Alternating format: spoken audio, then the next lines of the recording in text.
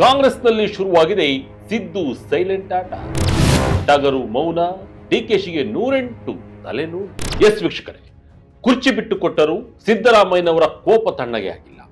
ಸಚಿವ ಸಂಪುಟ ವಿಸ್ತರಣೆಯಾದಾಗಿನಿಂದ Siddaramaiah full silent ಆಗಿದ್ದಾರೆ. ಆದರೆ ಅವರ ಮೌನ ಡಿಕೆಶಿಗೆ ಇನ್ನಿಲ್ಲದ ತಲೆನೋವಾಗಿದೆ. ಎಸ್, ಅಧಿವೇಶನದ ಸಮಯದಲ್ಲೇ ಒಂದು ರೀತಿಯ ಸೈಲೆಂಟ್ ವಾರ್ ಶುರುವಾಗಿದೆ. ಹೌದು, ಮುಖ್ಯಮಂತ್ರಿಯಾಗಿ ಡಿಕೆ ಶಿವಕುಮಾರ್ ಅವರ ಮೊದಲ ಅಧಿವೇಶನವನ್ನು ಯಶಸ್ವಿಯಾಗಿ ಎದುರಿಸಿದ್ದಾರೆ. ಆದರೆ ಅವರ ಮುಂದಿರುವ ಸವಾಲುಗಳು ಅಧಿವೇಶನಕ್ಕಿಂತಲೂ ಭಯಾನಕವಾಗಿವೆ. ಒಂದು ಕಡೆ ಮಾಜಿ ಸಿಎಂ ಸಿದ್ದರಾಮಯ್ಯರವರ ನಿಗೂಢ ಮೌನ, ಇನ್ನೊಂದು ಕಡೆ ಸಚಿವ ಸ್ಥಾನದ ಆಕಾಂಕ್ಷಿಗಳ ಬಂಡಾಯ, ಮತ್ತೊಂದು ಕಡೆ ಅಹಿಂದ ವರ್ಗದ ಸಂಘಟನೆ. ಹೀಗೆ 10 ತಲೆನೋವುಗಳು ಡಿಕೆಶಿಯನ್ನು ನಿದ್ದೆಗೆಡಿಸಿವೆ. ಅದರಲ್ಲೂ ಸಿದ್ದರಾಮಯ್ಯರಂತೂ ಆಪ್ತರ ಬಳಿ ಫುಲ್ ಸಿಡಿಮಿಡಿಗೊಂಡಿದ್ದಾರೆ. ಸಿದ್ದರಾಮಯ್ಯರವರ ಕೋಪ ಹೈಕಮಾಂಡ್ಗೆ ಬಿಸಿ ತುಪ್ಪವಾಗಿ ಪರಿಣಮಿಸಿದೆ. ಹಾಗಾದ್ರೆ ಸಿದ್ದರಾಮಯ್ಯ ಯಾಕೆ ಇಷ್ಟು ಗಂಭೀರವಾಗಿದ್ದಾರೆ?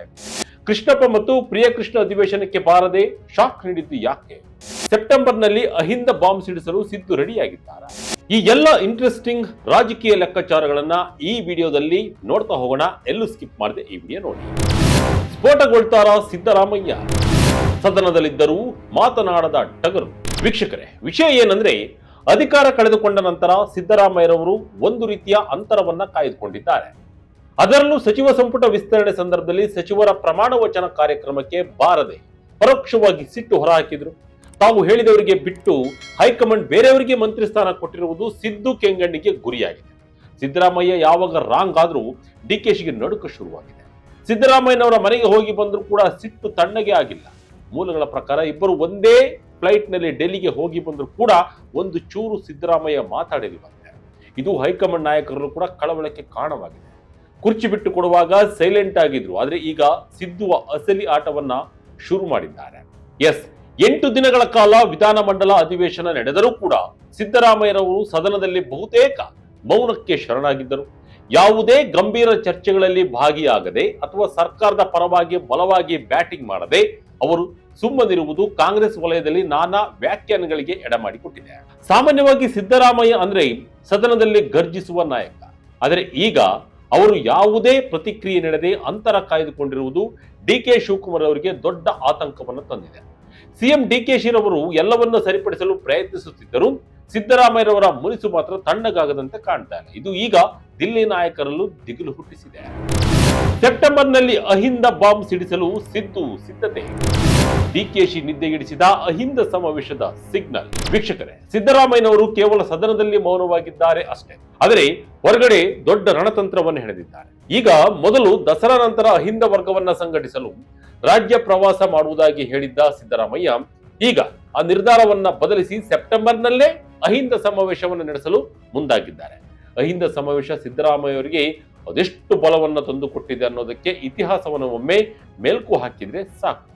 ಎಸ್, ಹಿಂದೆ ಜೆಡಿಎಸ್ ಸರ್ಕಾರವಿದ್ದಾಗ ಸಿದ್ದರಾಮಯ್ಯರವರು ಉಪಮುಖ್ಯಮಂತ್ರಿ ಆಗಿದ್ರು. ಅಂದು ದೇವೇಗೌಡರ ಕುಟುಂಬದ ವಿರುದ್ಧ ಸಿಡಿದೆದ್ದು ಇದೇ ರೀತಿ ಅಹಿಂದ ಬಾವುಟವನ್ನು ಎತ್ತಿ ಹಿಡಿದಿದ್ದು ರಾಜ್ಯದಂತ ಅಹಿಂದ ನಾಯಕರನ್ನು ಒಟ್ಟುಗೂಡಿಸಿದ್ರು. ತಮ್ಮ ಬಲವನ್ನ ಮತ್ತಷ್ಟು ಗಟ್ಟಿ ಮಾಡಿಕೊಂಡು ಮುಂದೆ ಏನಾಯ್ತು ಅನ್ನೋದು ಇತಿಹಾಸ. ಈಗ ಅದೇ ಹಾದಿಯಲ್ಲಿ ಸಿದ್ದರಾಮಯ್ಯ ಸಾಗುತ್ತಿದ್ದಾರೆ ಎಂಬ ಆತಂಕ ಹೈಕಮಾಂಡ್ಗೆ ಶುರುವಾಗಿದೆ. ಈ ಹಿಂದೆ ಸಿದ್ದರಾಮಯ್ಯ ಅಹಿಂದ ಸಮಾವೇಶ ಮಾಡಲು ಹೋದಾಗಲೆಲ್ಲ ಡಿಕೆ ಶಿವಕುಮಾರ್ ಹೈಕಮಾಂಡ್ ಮೇಲೆ ಒತ್ತಡ ತಂದು ಅದನ್ನು ತಡೀತಾ ಇದ್ರು. ಆದರೆ ಈಗ ಸಿದ್ದರಾಮಯ್ಯ ಮುಖ್ಯಮಂತ್ರಿ ಅಲ್ಲದ ಕಾರಣ ಅವರನ್ನ ತಡೆಯುವುದು ವರಿಷ್ಠರಿಗೂ ಅಸಾಧ್ಯವಾಗಿದೆ. ರಾಹುಲ್ ಗಾಂಧಿ ಉಲ್ಟ ಹೊಡೆದಿದ್ಯಾಕೆ? ಸಿದ್ದರಾಮಯ್ಯ ಸಿಟ್ಟಿಗೆ ಅಸಲಿ ಕಾರಣವೇನು? ಸಿದ್ದರಾಮಯ್ಯರವರು ಇಷ್ಟೊಂದು ಸಿಟ್ಟಿಗೆ ಅಸಲಿ ಕಾರಣವೆಂದರೆ ರಾಹುಲ್ ಗಾಂಧಿರವರ ನಡೆ. ಮುಖ್ಯಮಂತ್ರಿ ಬದಲಾವಣೆ ಬಂದಾಗಲೆಲ್ಲ ರಾಹುಲ್ ಗಾಂಧಿ ಅವರು ಸಿದ್ದರಾಮಯ್ಯ ಬೆನ್ನಿಗೆ ನಿಂತಿದ್ರು. ಸಿದ್ದರಾಮಯ್ಯ ಜಿ, ಯಾವುದೇ ಕಾರಣಕ್ಕೂ ನಿಮ್ಮನ್ನ ಬದಲಾವಣೆ ಮಾಡಲ್ಲ, ನೀವೇ 5 ವರ್ಷ ಸಿಎಂ ಅಂತ ಹೇಳಿ ಕಳಿಸ್ತಾ ಇದ್ರು. ಇದನ್ನೇ ನಂಬಿದ ಸಿದ್ದರಾಮಯ್ಯ ಫುಲ್ ಆತ್ಮವಿಶ್ವಾಸದಲ್ಲಿ ಇದ್ದು ಸಿಎಂ ಕುರ್ಚಿಯಿಂದ ಕೆಳಗಿಳಿತೇನೆ ಅನ್ನೋ ಲೆಕ್ಕಾಚಾರದಲ್ಲೇ ಇರಲಿಲ್ಲ ಸಿದ್ದರಾಮಯ್ಯ.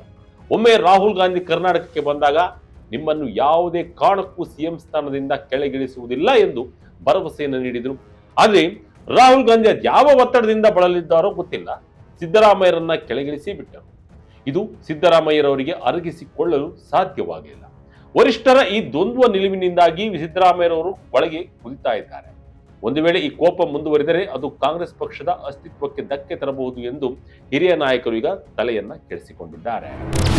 ಸಂಪುಟ ಪುನರ್ರಚನೆ ಎಂಬ ಅಂತಿಮ ಅಸ್ತ್ರ ಯಾರಿಗೆ ಸಿಗಲಿದೆ ಸಚಿವ ಸ್ಥಾನ, ಯಾರಿಗೆ ಕೋಕ್? ಈ ಎಲ್ಲ ಗೊಂದಲಗಳಿಗೆ ಪೂರ್ಣ ವಿರಾಮ ಹಾಕಲು ಈಗ ಹೈಕಮಾಂಡ್ ಸಣ್ಣ ಗಾತ್ರದ ಸಂಪುಟ ಪುನರ್ರಚನೆ ಮಾಡಲು ಪ್ಲಾನ್ ಮಾಡಿದೆ. ಸಿದ್ದರಾಮಯ್ಯರವರ ಆಸೆಯಂತೆ ಬಸವರಾಜ ಶಿವಣ್ಣನವರವರಿಗೆ ಸ್ಥಾನ ನೀಡಲು ಚರ್ಚೆ ನಡೀತಾ ಇದೆ. ಇನ್ನು ಒಕ್ಕಲಿಗ ಕೋಟದಲ್ಲಿ ಎಂ ಕೃಷ್ಣಪ್ಪ ಅವರಿಗೆ ಸ್ಥಾನ ನೀಡಲು ಎಚ್.ಸಿ. ಬಾಲಕೃಷ್ಣರವರು ತಮ್ಮ ಸ್ಥಾನದ ತ್ಯಾಗ ಮಾಡಲು ಸಿದ್ಧ ಎಂಬ ಮಾತುಗಳು ಹೇಳಿದ್ದಾರೆ. ಮಹಿಳಾ ಕೋಟದಲ್ಲಿ ರೂಪಕಲಾ ಶಶಿಧರ್ ಅವರಿಗೆ ಅವಕಾಶ ನೀಡುವ ಬಗ್ಗೆಯೂ ಮಾತುಕತೆ ನಡೀತಾ ಇದೆ. ಈ ಬದಲಾವಣೆಗಳ ಮೂಲಕ ಸಿದ್ದರಾಮಯ್ಯ ಅವರ ಸಿಟ್ಟನ್ನ ತಣ್ಣಗೆ ಮಾಡಬಹುದು ಎಂಬುದು ವರಿಷ್ಠರ ಲೆಕ್ಕಾಚಾರ. ಆದರೆ ಹೈಕಮಾಂಡ್ ಮಾತ್ರ ಇನ್ನೂ ಈ ಲೆಕ್ಕಾಚಾರಕ್ಕೆ ಸಂಪೂರ್ಣ ಗ್ರೀನ್ ಸಿಗ್ನಲ್ ನೀಡಿಲ್ಲ. ಒಂದು ವೇಳೆ ಸಂಪುಟ ಬದಲಾದ್ರೆ ಸಿದ್ದು ತಣ್ಣಗೆ ಆಗಬಹುದು. ಆದರೆ ಡಿಕೆಶಿ ಏನ್ ಮಾಡ್ತಾರೆ ಅನ್ನೋದು ಈಗ ಸದ್ಯದ ಕುತೂಹಲ. ಶಾಸಕ ಕೆಎನ್ ರಾಜಣ್ಣ ನಿಗೂಢ ನಡೆ, ಜೆಡಿಎಸ್ ಕಡೆಗೆ ಮುಖ ಮಾಡಿದ್ದಾರ ಅಪ್ಪ ಮಗ. ಇನ್ನು ತುಮಕೂರಿನ ಪ್ರಭಾವಿ ನಾಯಕ ಕೆಎನ್ ರಾಜಣ್ಣರ ನಡೆ ಕೂಡ ಅಷ್ಟೇ ನಿಗೂಢವಾಗಿದೆ. ರಾಹುಲ್ ಗಾಂಧಿ ವಿರುದ್ಧವೇ ಮಾತನಾಡಿದ್ದರು ಎಂಬ ಕಾರಣಕ್ಕೆ ಏಕಾಏಕಿ ಮಂತ್ರಿಗಿರಿಯನ್ನ ಕಿತ್ತುಕೊಂಡಿದ್ದರು. ಸಿದ್ದರಾಮಯ್ಯ ಅದೆಷ್ಟೇ ಪ್ರಯತ್ನಿಸಿದರೂ ಹೈಕಮಾಂಡ್ ನಾಯಕರು ಸೊಪ್ಪು ಹಾಕಲಿಲ್ಲ. ಆಗಿನಿಂದಲೂ ರಾಜಣ್ಣ ವರಿಷ್ಠರ ಮೇಲೆ ಕುದಿತಾ ಇದ್ದಾರೆ. ಡಿಕೆಶಿ ಸಂಪುಟದಲ್ಲಾದ್ರೂ ಸಚಿವ ಸ್ಥಾನ ಸಿಗುವ ಭರವಸೆ ಇತ್ತು, ಅದು ಕೂಡ ಈಡೇರಲಿಲ್ಲ. ಹೀಗಾಗಿ ರಾಜಣ್ಣ ಈಗ ಸಿಡಿದಿದ್ದಾರೆ. ಇದೇ ಸಿಟ್ಟಿನಿಂದಲೇ ರಾಜಣ್ಣರವರು ನಿತ್ಯವೂ ಒಂದೊಂದು ಭವಿಷ್ಯವನ್ನು ನುಡಿತಿದ್ದಾರೆ. ಇದರ ನಡುವೆ ಅವರ ಪುತ್ರ ರಾಜೇಂದ್ರರವರು ಇತ್ತೀಚೆಗೆ ಮಾಜಿ ಪ್ರಧಾನಿ ಎಚ್.ಡಿ. ದೇವೇಗೌಡರವರನ್ನ ಭೇಟಿ ಮಾಡಿರುವುದು ಕಾಂಗ್ರೆಸ್ನಲ್ಲಿ ನಡುಕ ಹುಟ್ಟಿಸಿದೆ. ರಾಜಣ್ಣ ಮತ್ತು ಅವರ ಪುತ್ರ ಜೆಡಿಎಸ್ ಸೇರ್ಪಡೆ ಆಗ್ತಾರಾ ಎಂಬ ಚರ್ಚೆ ಈಗ ಗಟ್ಟಿಯಾಗಿ ಕೇಳಿ ಬರ್ತಾ ಇದೆ. ಒಂದು ವೇಳೆ ಹಳೆ ಮೈಸೂರು ಭಾಗದ ಇಂತಹ ನಾಯಕರು ಪಕ್ಷ ಬಿಟ್ಟರೆ ಅದು ಕಾಂಗ್ರೆಸ್ಗೆ ದೊಡ್ಡ ಹೊಡೆತವಾಗಲಿದೆ. ಅಪ್ಪ ಮಗನ ಗೈರು ಹಾಜರಿ, ವಿಜಯನಗರದ ಕಿಚ್ಚು. ಎಂ ಕೃಷ್ಣಪ್ಪ ಪ್ರಿಯಕೃಷ್ಣ ಅಧಿವೇಶನಕ್ಕೆ ಬಂದೇ ಇಲ್ಲ. ಕಾಂಗ್ರೆಸ್ ಪಾಲಿಗೆ ಅತಿದೊಡ್ಡ ಮುಜುಗರದ ಸಂಗತಿ ಅಂದ್ರೆ ವಿಜಯನಗರದ ಶಾಸಕ ಎಂ ಕೃಷ್ಣಪ್ಪ ಹಾಗೂ ಅವರ ಪುತ್ರ ಪ್ರಿಯಕೃಷ್ಣರವರ ನಡೆ. ಅಧಿವೇಶನ ನಡೆದ 8 ದಿನಗಳ ಕಾಲ ಈ ಇಬ್ಬರು ಅಪ್ಪ ಮಗ ಸದನಕ್ಕೆ ಒಂದು ದಿನವೂ ಹಾಜರಾಗಿಲ್ಲ.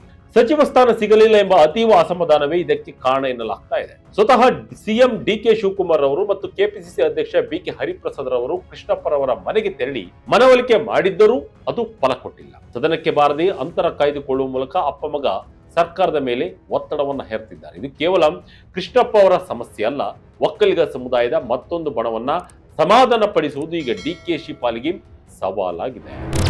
ಬಿ ನಾಗೇಂದ್ರ ರಾಜೀನಾಮೆಗೆ ಬಿಜೆಪಿ ಪಟ್ಟು, ಡಿಕೆಶಿ ಮುಂದಿನ ಹೆಜ್ಜೆ ಏನು? ವಾಲ್ಮೀಕಿ ಅಭಿವೃದ್ಧಿ ನಿಗಮದ ಹಗರಣಕ್ಕೆ ಸಂಬಂಧಿಸಿದಂತೆ ಬಿ ನಾಗೇಂದ್ರರವರ ರಾಜೀನಾಮೆಗೆ ಬಿಜೆಪಿ ಭಾರಿ ಒತ್ತಡವನ್ನ ಹೇರ್ತಾ ಇದೆ. ಅಧಿವೇಶನದಲ್ಲಿ ಗದ್ದಲ ಸೃಷ್ಟಿಸಿದ್ದ ಬಿಜೆಪಿ ಈಗ ಬೀದಿಗಿಳಿದು ಹೋರಾಟ ಮಾಡಲು ಸಜ್ಜಾಗಿದೆ. ಈ ಬೆಳವಣಿಗೆಯನ್ನ ಬಳಸಿಕೊಂಡು ಡಿಕೆಶಿರವರು ಸಂಪುಟದಲ್ಲಿ ಸರ್ಜರಿ ಮಾಡಲು ಮುಂದಾಗಬಹುದು. ಒಂದು ವೇಳೆ ನಾಗೇಂದ್ರ ರಾಜೀನಾಮೆ ನೀಡಿದ್ರೆ ಎರಡೂ ಸ್ಥಾನಗಳು ಖಾಲಿಯಾಗುತ್ತವೆ. ಆಗ ಕೃಷ್ಣಪ್ಪ ಮತ್ತು ಶಿವಣ್ಣನವರನ್ನ ಸೇರಿಸಿಕೊಳ್ಳುವುದು ಸುಲಭವಾಗುತ್ತದೆ. ಆದರೆ ಇದು ಸಿದ್ದರಾಮಯ್ಯರವರ ಮನವೊಲಿಸಲು ಸಾಕಾಗುತ್ತದೆಯೇ ಎಂಬುದು ಈಗಿನ $1 ಮಿಲಿಯನ್ ಪ್ರಶ್ನೆ. ಒಟ್ಟಾರೆಯಾಗಿ ಹೇಳುವುದಾದ್ರೆ ಕರ್ನಾಟಕದ ಕಾಂಗ್ರೆಸ್ನಲ್ಲಿ ಸಿದ್ದರಾಮಯ್ಯರವರ ಮೌನವು ಬಿರುಗಾಳಿಯ ಮುನ್ಸೂಚನೆ ಅಂತ ಕಾಣ್ತಾ ಇದೆ. ಡಿ.ಕೆ. ಶಿವಕುಮಾರ್ ಮುಖ್ಯಮಂತ್ರಿಯಾಗಿ ಅಧಿಕಾರ ನಡೆಸುತ್ತಿದ್ದರೂ ಸಿದ್ದರಾಮಯ್ಯರವರ ಮುನಿಸು ಮತ್ತು ಅಸಮಾಧಾನಿತ ಶಾಸಕರ ಬಂಡಾಯ ಅವರಿಗೆ ದೊಡ್ಡ ಸವಾಲಾಗಿದೆ. ಸೆಪ್ಟೆಂಬರ್ನಲ್ಲಿ ಸಿದ್ದರಾಮಯ್ಯ ಹಮ್ಮಿಕೊಂಡಿರುವ ಅಹಿಂದ ಸಮಾವೇಶವು ಡಿಕೆಶಿ ಪಾಲಿಗೆ ನುಂಗಲಾರದ ತುತ್ತಾಗುವ ಸಾಧ್ಯತೆ ಇದೆ. ಅಪ್ಪ ಮಕ್ಕಳ ಗೈರು ಹಾಜರಿ, ಸಚಿವ ಸ್ಥಾನಕ್ಕಾಗಿ ನಡೆಯುತ್ತಿರುವ ಕಿತ್ತಾಟ ಮತ್ತು ಹೈಕಮಾಂಡ್ನ ದ್ವಂದ್ವ ನಿಲುವು ಸರ್ಕಾರಕ್ಕೆ ಅಗ್ನಿ ಪರೀಕ್ಷೆಯಾಗಿದೆ. ಒಂದು ವೇಳೆ ಹೈಕಮಾಂಡ್ ಸಿದ್ದರಾಮಯ್ಯರವರನ್ನ ವಿಶ್ವಾಸಕ್ಕೆ ತೆಗೆದುಕೊಂಡು ಶೀಘ್ರವೇ ಸಂಪುಟ ಪುನರ್ರಚನೆ ಮಾಡದಿದ್ದರೆ ಮುಂದಿನ ದಿನಗಳಲ್ಲಿ ಕೈಪಾಳ್ಯಕ್ಕೆ ದೊಡ್ಡ ಮಟ್ಟದ ಆಂತರಿಕ ಸ್ಫೋಟ ಸಂಭವಿಸುವುದರಲ್ಲಿ ಸಂಶಯವಿಲ್ಲ. ಏನಾಗುತ್ತೆ ಎಂಬುದನ್ನು ಕಾದು ನೋಡಬೇಕಿದೆ. ಇದಾಗಿತ್ತು ಈ ಕ್ಷಣದ ಬಿಗ್ ಅಪ್ಡೇಟ್. ಇದೇ ರೀತಿಯ ಅಪ್ಡೇಟ್ಗಳಿಗಾಗಿ Vijaya Karnataka website, YouTube page, Facebook page follow ಮಾಡ್ತಾ ಇರಿ. ಧನ್ಯವಾದಗಳು.